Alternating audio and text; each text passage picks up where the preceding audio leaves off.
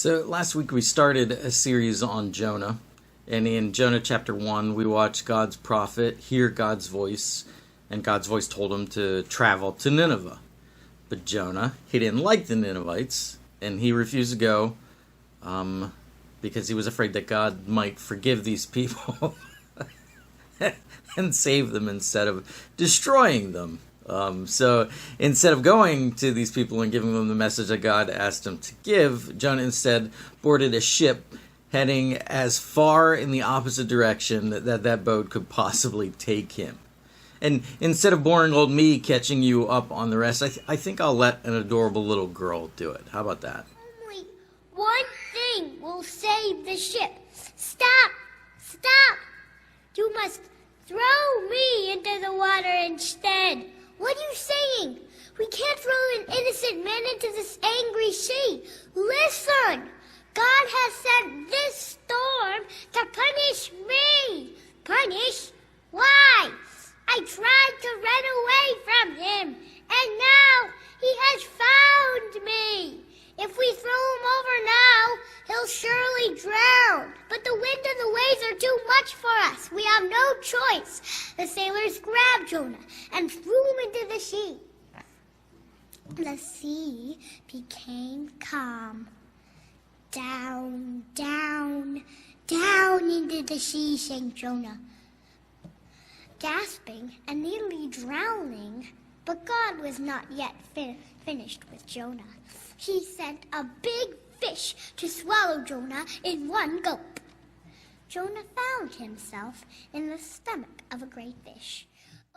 Yeah, I would argue that Jonah wasn't quite as heroic as she made him out to be. However, this is where chapter 2 begins. We find Jonah in the belly of a fish. A fish? I thought Jonah was swallowed by a whale. Well, in the Hebrew, the phrase is gadol dag, which means great fish. Was it a whale? Maybe. I mean, yeah. I think back then, if you were talking about a fish that a whale, a giant fish that a whale would qualify as that. Let's talk silence. Let's talk science here for a minute. Because I think this is kind of important, and these are some of those strange topics that I like to study. So even though the Bible says big fish, in the Hebrew there wasn't a separate term for a whale back then. All of the things that swam in the ocean were just kind of lumped together. So this word could honestly mean anything fish-like that swam in the water. So could it be a whale? Yes, it could be a whale. So I guess the question that we have to ask then is, could a whale swallow a man? And initially it seems like that's a pretty easy question to answer because they're giant. But believe it or not, most whales actually could not. They could not. Some of the biggest could not swallow him. For example, just a couple of years, a Bride's whale accidentally almost ate a diver. Yeah, so this diver was photographing some other creatures when this whale came up and started to try to eat some krill that he happened to be really close to, and it just chomped down on him, had him in the mouth, took him under the water, but then released him and brought him back up. And the reason that he did, or she, I don't know if she was a he or she, the reason that the whale did was because it was a baleen whale, and baleen whales eat krill. What are krill? Well, they are small crustaceans that swim in massive swarms. Even the largest whale on the planet, the blue whale, eats krill. And because these krill are so small, baleen whales have very small throats. Really too small for a human to fit down. A blue whale's throat is only 4 to 8 inches in diameter. That means if a whale were to swallow Jonah, it would have to be a toothed whale. And the biggest of those and the most likely candidate would be a sperm whale then. Sperm whales have been known to swallow large objects. One of them was found with a 15-foot shark inside of it. Now, sperm whales can grow to be over 60 feet. Could they swallow a human whole? Oh, absolutely, pretty easily, you betcha.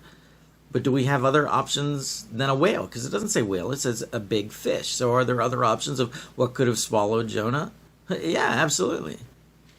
Ramsey estimates the shark, a female, tips the scales at over 2 tons, and it's 8 feet wide and nearly 20 feet long, making it one of the largest in the world. And Right. A great white, a modern day great white, could have a mouth size and stomach size that it could swallow Jonah, as long as it remembered not to chew on his way in. That would be pretty important. But even outside of a great white shark, we have more options than that. Remember, all animals were created at the same time when God created the earth.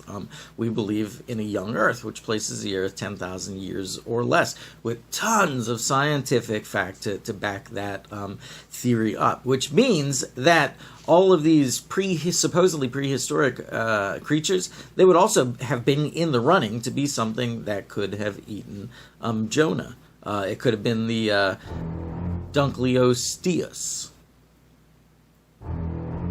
It could have been the lead sick fish.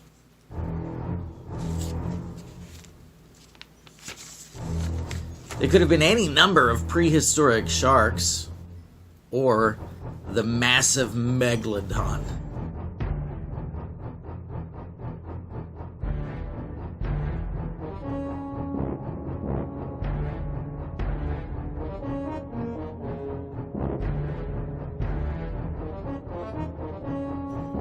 Yeah, this thing would have had no problem whatsoever swallowing Jonah.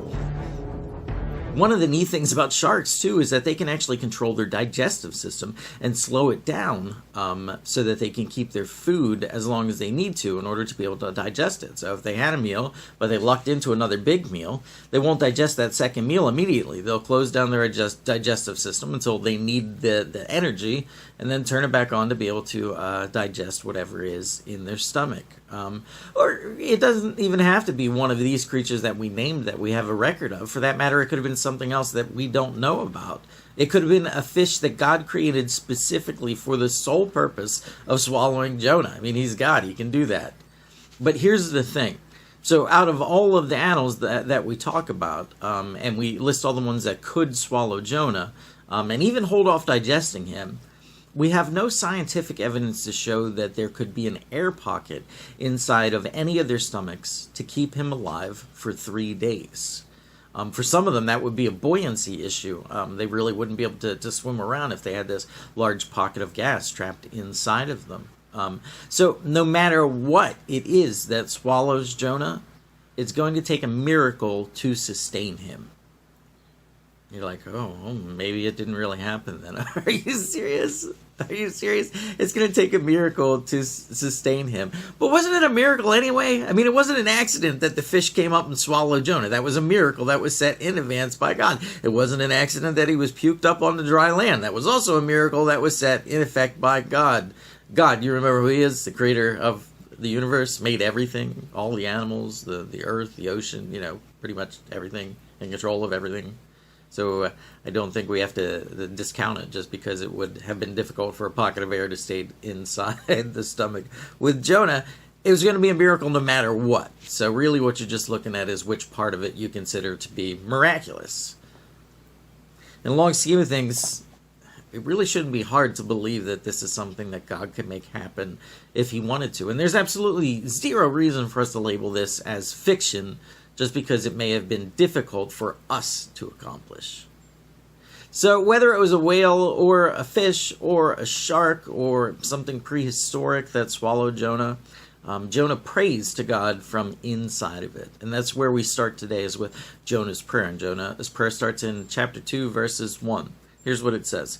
From inside the fish, Jonah prayed to the Lord his God, saying, In my distress I called to the Lord. He answered me. From the belly of Sheol I called for help, and you heard my voice. Now, this is kind of neat because Jonah, he prays from the belly of Sheol I called for help. That's what he says. From the belly of Sheol I called for help. Now, Sheol in the Bible is referred to as the place of the dead. It was often thought of as down in the earth, deep, dark, sometimes wet, full of water. And it was a kind of place that they believed you would go to before moving on to the afterlife, whether it be heaven or hell. So Jonah thinks that when he's praying, he is dead. He's in the belly of Sheol. He's dead. He's done. And how did he get there? Well, Jonah gives us a play-by-play of what happened as he lifts up this prayer. He gets tossed over the side of the boat, and this is what he says takes place in verse 3. You hurled me into the deep, into the very heart of the seas, and the currents swirled about me. All your waves and breakers swept over me. So it wasn't like in the movies where they tossed Jonah into the water and then the water immediately becomes calm. No, Jonah got tossed into this torrent of a storm, this water that was just crashing over top of him, the breakers coming down on him and knocked him down in the water. So Jonah is trying to stay afloat in this nasty storm, and while he's doing it, here's what he says to himself. Here's what he thinks as he realizes that he's probably really about to die. Verse 4, I said, I have been banished from your sight, yet I will look again toward your holy temple. So he's been thrown overboard, is barely staying with his head above the water, and he's thinking, oh man, I really did it this time. I really did it this time. I made God so mad that he turned his back on me, and now I'm being punished for that. But you know what? I will turn back towards God. That's what I will do. That's what, when he says, I will look towards the holy temple, that's what he means. He means that he will turn back to face God. He will turn back towards God. And I guess that's a pretty stand-up thing to do, because most of the time when we do something wrong, our most common response is to just blame somebody else.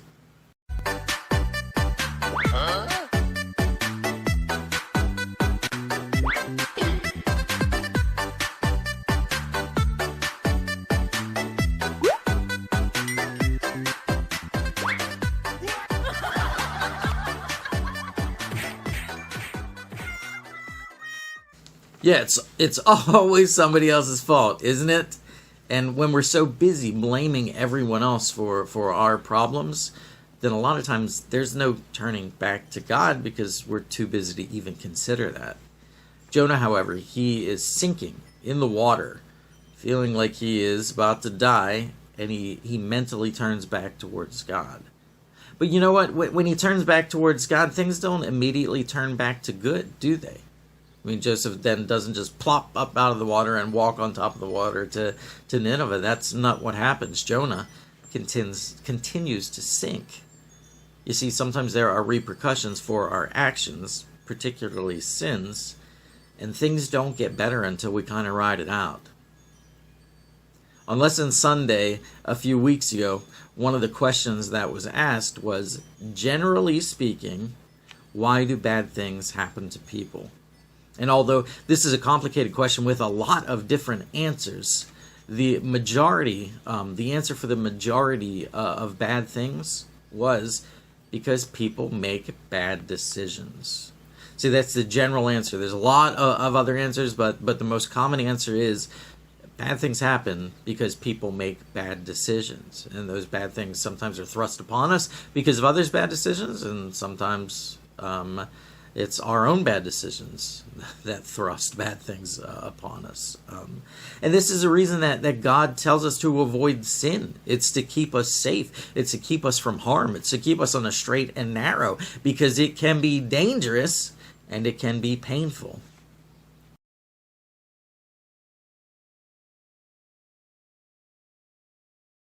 Yeah, but once we've started the ride, God doesn't stop in the middle just because we've changed our mind. We don't commit a sin and then be like, oh, never mind.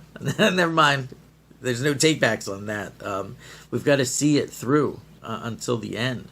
And if we don't, then there's absolutely nothing learned. If there's no repercussions for our actions, then there's no learning. Ask a kid that screams in Walmart for an hour straight and doesn't get smacked when they go out to the parking lot. They've learned nothing. They'll just scream the next time they're in Walmart.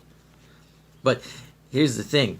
Instead of turning the boat around, instead of Jonah saying, let's turn the boat around and see if we can seek God's forgiveness, Jonah has the sailors throw him in the water. And last week I argued that's because Jonah would rather die than go back to the Ninevites. But when he gets in the water and he's about to die, then he's like, okay, maybe I should have considered going back in the other direction. But Jonah's got to ride it out. He's got to ride out the repercussions of his actions. Verse 5, Here's what he says. The waters engulfed me to take my life. The watery depths closed around me. The seaweed wrapped around my head. The roots of the mountains I descended. The earth beneath me barred me in forever. So Jonah is sinking further and further down into the water. Verse 6.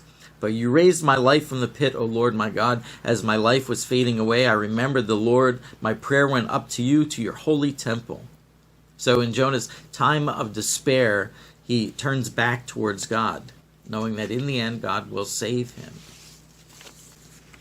Verse 8, those who cling to worthless idols forsake his loving devotion, but I, with the voice of thanksgiving, will sacrifice to you. And here's the key verse. I will fulfill what I have vowed. Salvation is from the Lord. So Jonah basically says, God, if you get me out of this death, I'll do my job as a prophet. I'll do what I was supposed to do in the first place. You know what really gets me, though? It does. It really gets me. Last week I told you that I felt like Jonah was a schmuck. I did. And I still haven't changed my opinion. What do you mean you haven't changed your opinion? What did he do now? He turned back to God, didn't he? Yeah, he did. But you know what he didn't do? He didn't say he was sorry.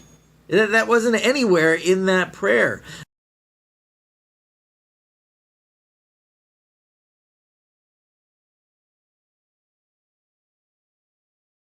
And this is one of my pet peeves. If you do something wrong, say you're sorry. Ask my kids. I expect that to take place. If it was on purpose, say you're sorry. If it was an accident, say you're sorry. If you disappointed someone, whether or not it was justified, guess what you should do? Say you're sorry. Yes, apologies, the easiest thing to do. And when they're heartfelt, they can really make a difference. Jonah told God that he would turn back to him as a prophet. And he told God that he would sacrifice to him. And he told God that he would sing his praise. But at no point does he actually ask for God's forgiveness for what he has done, or say that he is sorry for the choices that he has made. And maybe that's why God has him swallowed by a big fish and then puked up on shore 3 days later, because Jonah wasn't done learning his lesson yet. Now, was he? He turns back towards God, but in truth, he really still hasn't turned away from this awful attitude that got him there in the first place. And we'll find that out here in the next couple of chapters. We'll pick up next week in Jonah chapter 3. But for today, there are 2 things that I would like you to take with you today. Today. Can I say today a couple more times? Today? First, when sometimes sin is painful, it has long-lasting repercussions. Okay? Sometimes sin is painful, and sometimes it has long-lasting repercussions. When we participate in sin, sometimes there are bad things that happen as a result of the sin. That's the reason that God told us to avoid it in the first place. That's the first thing that I want you to know. When we're asked to avoid sin, it has nothing to do with salvation. It has to do with living a life that not only pleases God, but keeps us on the straight and narrow and far away from all of this pain that is caused when you commit sin. And the second thing that I want you to take is, if you have done something wrong to God, if you have sinned against him, be a big boy or girl and just say you're sorry. Can you do that? Because so many times through life we do something wrong, and then we turn back to him when our life gets kind of messed up, and we say that we love him and we sing his praises, but we forget to apologize for what we actually did. A true little remorse, that can go a long way to fixing what was hurt. And that goes not just for God, but for all of the people around us. Thanks for watching. Thanks for listening. We'll pick this up next week in Jonah chapter 3. Have a good week.